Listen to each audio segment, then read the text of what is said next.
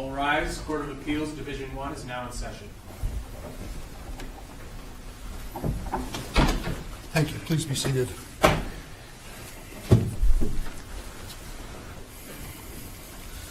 This is our civil number 17-103 in the matter of Lambert versus Sheets.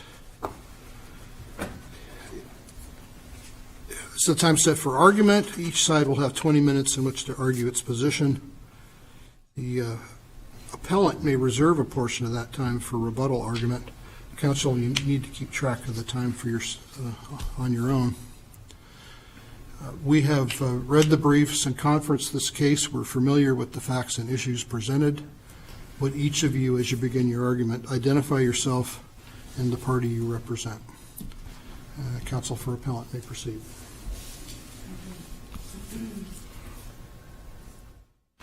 Good morning. May it please the court, I'm Georgia Wilder, representing the appellant David Sheets.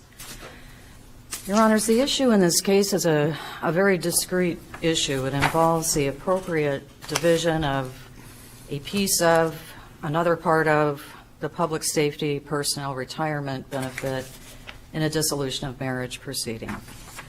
And the consent decree and property settlement agreement that were entered into by the parties in this matter contain very specific terms as to how the public safety pension benefit of the appellant was to be divided.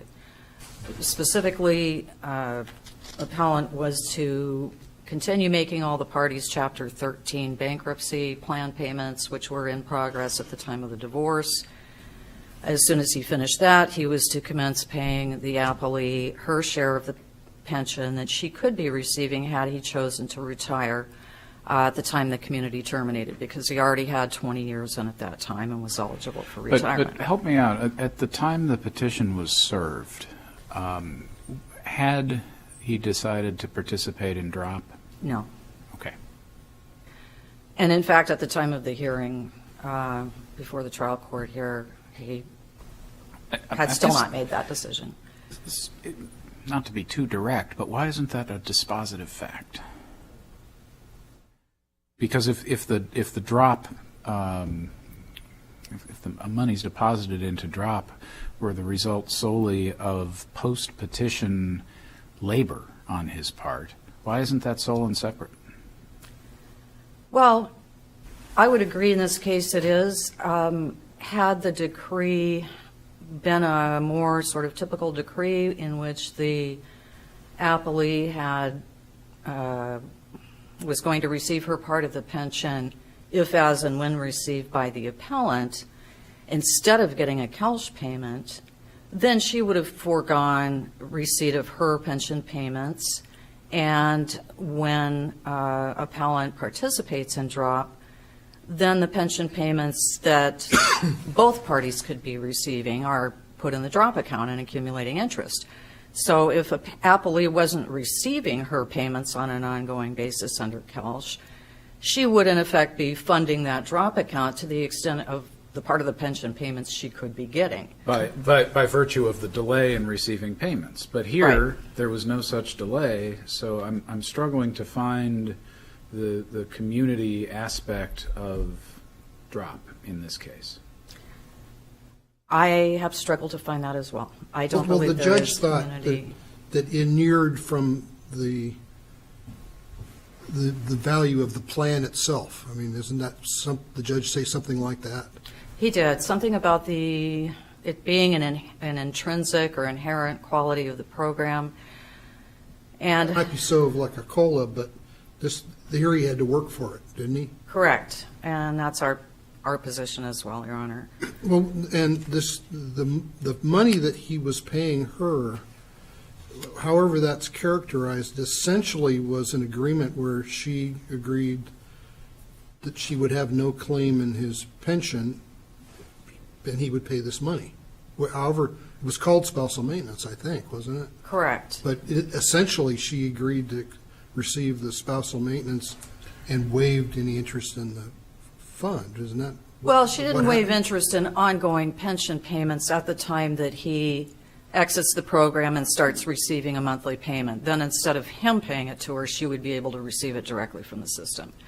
But we would agree that she essentially waived any interest in a drop account because she was already getting her money. So we fail to see how she can get interest on the account when she's not making any contribution to the account because she's getting her money as she goes. But again, was the judge's theory something that was the pension that had the inherent benefit of the opportunity to go into the drop program? Is that something close to what the judge? He did state that in the minute entry, but in the Kelsch case, the court specifically noted COLAs as an example of what they were talking about there, and he was relying on Kelsch. I think it's in a footnote, and they said that's a classic example. That's something that every participant in the pension plan receives, whether they're working or retired or whatever. And so an ex-spouse who's an alternate payee under a quadro would also receive that cost of living adjustment. But here, the appellant must continue working. You know, he could theoretically choose to retire, start getting pension payments, and get another job and make a salary there. Since they can retire at 20 years, that's not at all unreasonable. But he would not then be able to say, well, I want to get my pension now, but because of an inherent part of the pension system, I also want the interest that I would have accumulated had I deferred receipt of my payments. You can't have both. And it's our position that that's what the trial court has effectively provided the appellee, is the ability to take her payments now, and then for some reason, which frankly I don't understand, receive interest payments on the money that she's getting if she had invested it in the drop program. So it's our position that the trial court erred in that respect, and that a domestic relations order should be entered, which simply awards the appellee her ongoing share of ongoing payments when they're payable by the system, but that affirms to the appellant all interest in the drop account, both the principal and the interest accrued thereon. The characterization of the payments of spousal maintenance was clearly done for tax purposes. The settlement agreement specifically states it doesn't constitute a finding that either party was entitled to spousal maintenance, and in fact the decree doesn't make any findings that anyone is entitled to spousal maintenance. And that's not an unfair result, because when the pension plan... It's unfair to the rest of the taxpayers, right? I mean, it is a questionable characterization, even though it may be a reasonable transaction between the parties. It's not entirely lawful. And if the parties were to be audited, whether this characterization in their property settlement agreement would be binding on the IRS, I Is not don't before us. think it would be necessarily, but when pension payments are paid directly from the system, each party is taxed on the funds that they receive. Taxes are withheld, 1099-Rs are issued to each party for the money they received. This is a way of just transferring the tax liability to where it equitably should be, but it's not spousal maintenance. And that argument is sort of a red herring, because the appellee withdrew the initial domestic relations order that she lodged with the court, which awarded her a pro rata share of the entire drop account. After a formal objection was filed to that, she withdrew that and conceded she didn't get any part of the principal contributions, but asserted that she should get some of the interest accumulated. So if this were really spousal maintenance, she would be entitled to both, because she'd be getting a spousal maintenance payment, and then she'd be eligible for property distribution. But she's conceded that it isn't spousal maintenance, that it's a Kelsch payment, because she withdrew her claim for any of the principal pension payments earned during the drop period. There's just this claim for the interest, and so I don't think it is an intrinsic part of the program. As I said, the appellant is going to have to continue to work, defer the payments he could otherwise receive, pay Appley out of his own pocket, and in exchange for deferring receipt of his payments, he gets the benefit of the interest that's accumulated thereon.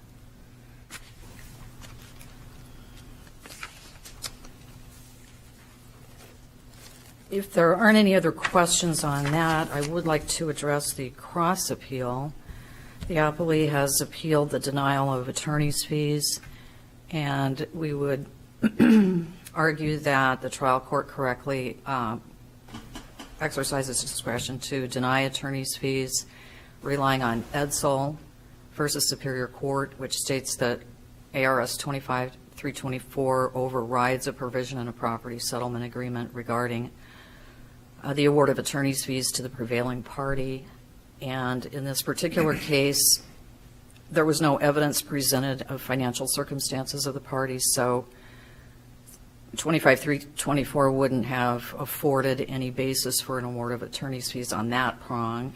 And the trial court also correctly determined that the appellant had not taken an unreasonable position, and there is no case law on the issue, and certainly we believe that it is a reasonable position. We're continuing to assert it here. So we feel that the trial court correctly ruled on the attorney's fees issue.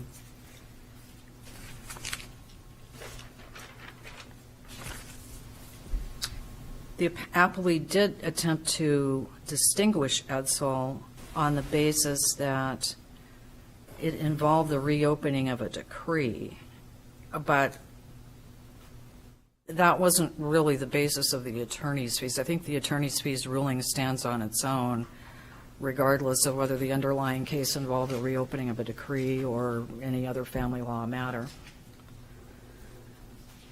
If there are any further questions, I'll reserve my time for rebuttal. Thank you, counsel.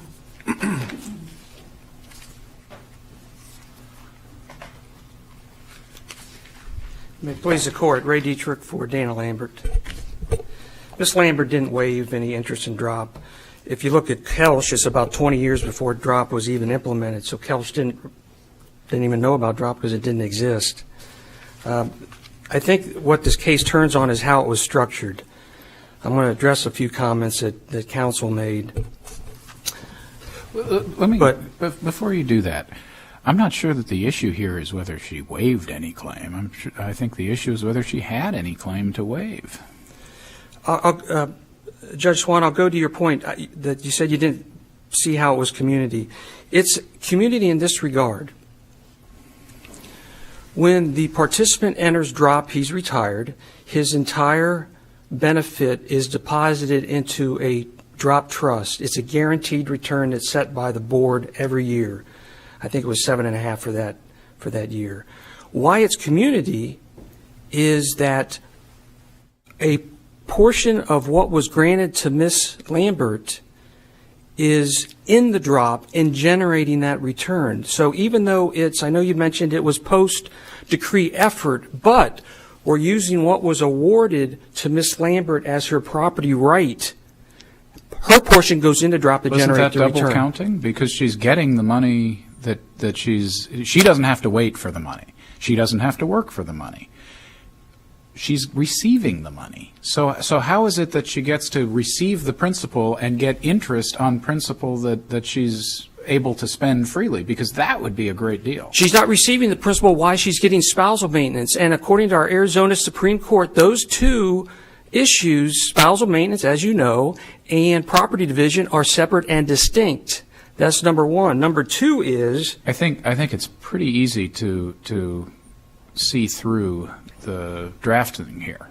There was no finding she was entitled to spousal maintenance. The spousal maintenance is equal to exactly the pension payments she would be receiving, and it terminates immediately upon substitution of the system for husband as the payor. So it seems to me to truly elevate form over substance to say we called this spousal maintenance and therefore we created a new right. but Okay, but there is substance to it. You mentioned about the tax law and the tax deduction, so there is substance on the effect of that. But she's not getting the principal. She's just getting. That's substance that kind of works against you, right? I mean, whatever the mischaracterization might have been that could cause trouble with the IRS is really not before this court. But it seems to me that you're by applying a label, you're creating a substantive right that really has no basis in law. Well, I totally disagree. It does, and property is separate from spousal maintenance. And that's what they agreed to. They didn't have to structure it that way. If you go back in the pleading, counsel actually put in the pleading that she waived her right to drop. She did not. So take a look at that comment in there. Well, no, I understand. I'm not suggesting that there was a waiver.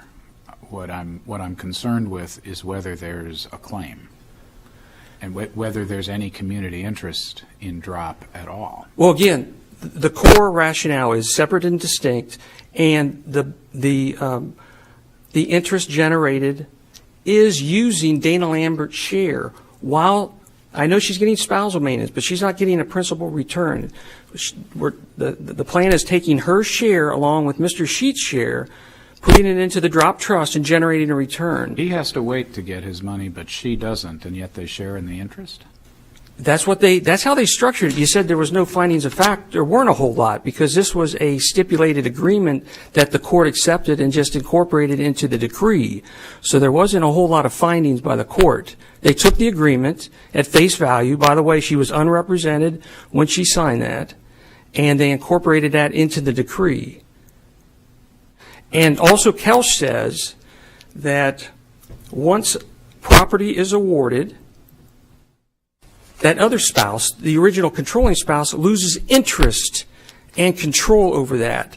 So to allow Mr. Sheets to take that portion that was earned during the marriage, put in the drop trust off of her share, he hasn't lost control of that. So I think that point alone favors my position. Let me make a comment too. Counsel said something to this effect. If this was Kelch payments, then she would have been entitled also to the drop payment, to the principal. So I didn't quite get that. The double dipping would be, to me, because when you award spousal maintenance, you also have to consider, the court does, what property interest. So if she's awarded a percent in the pension, you take that into consideration when awarding the spousal maintenance.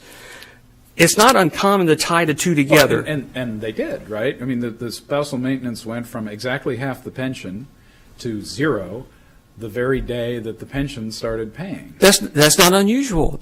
I'm not suggesting it is. It's not unusual. The reason is they know the payment, especially in this. They said structured according to Kelch. Kelch freezes the benefit, unlike some other. I'm not sure that Kelch is all that important here. Do you think it is?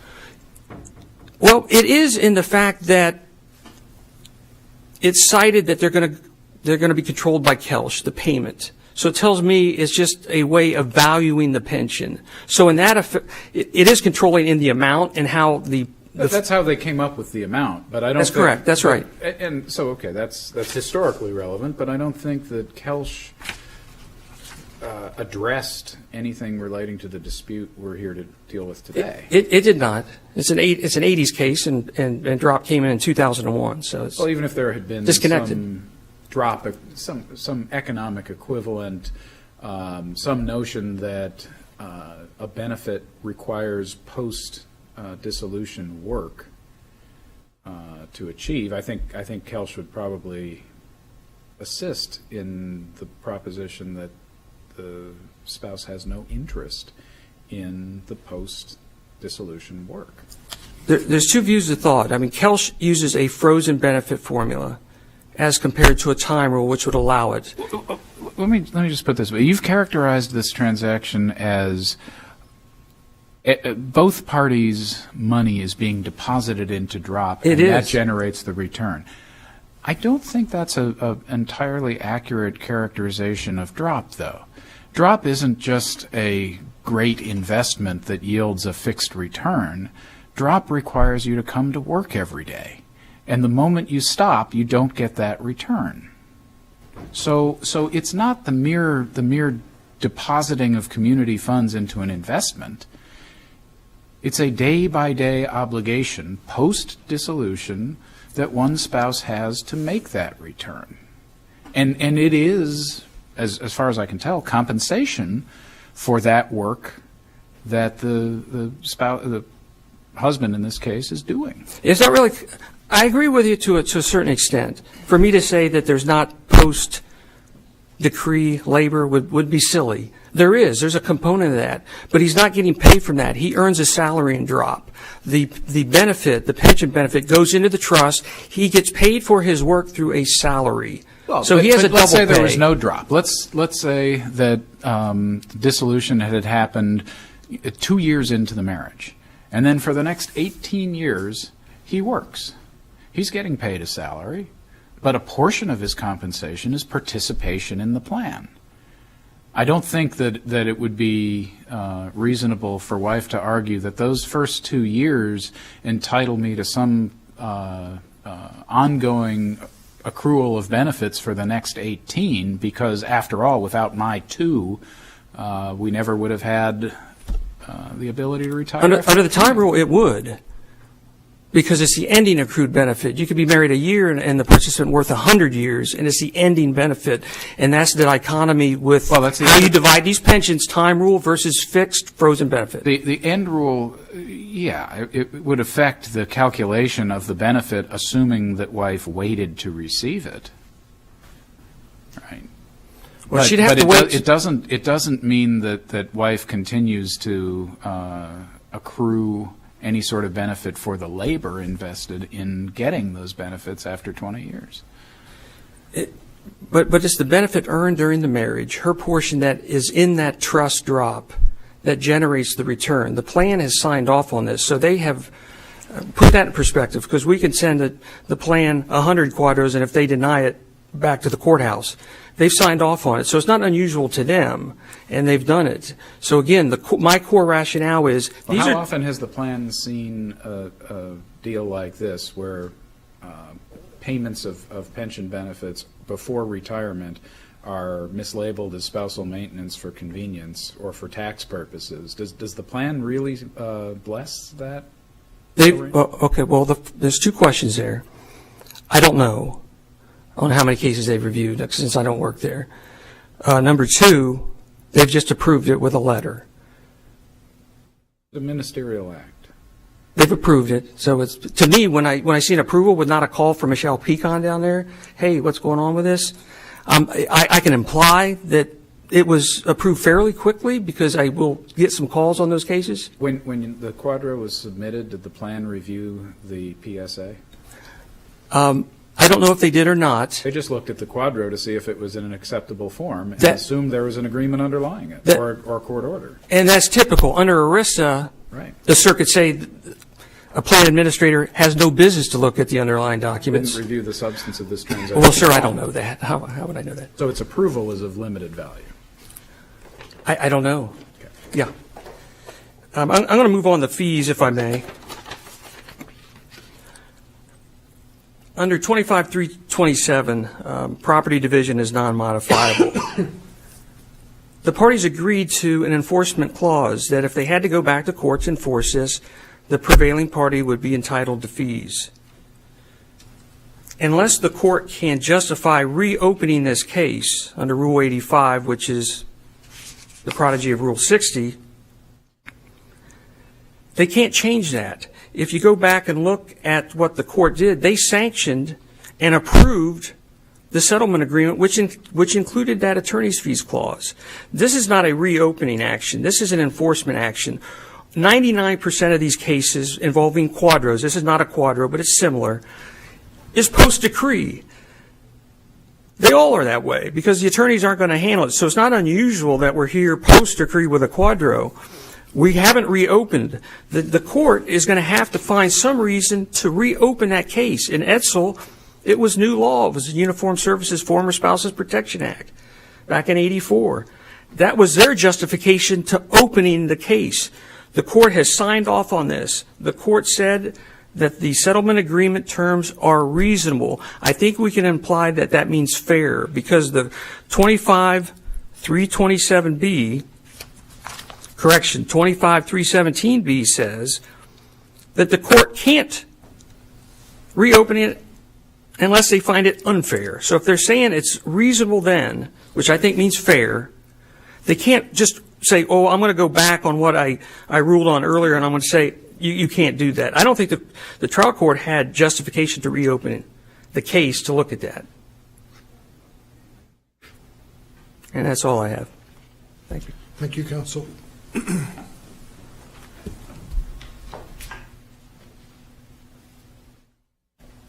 Unless the court has any questions for me, I don't really have anything further. Thank you. Thank you, counsel, for your arguments. We'll take the matter under advisement. We'll issue our decision in due course. We'll be at recess.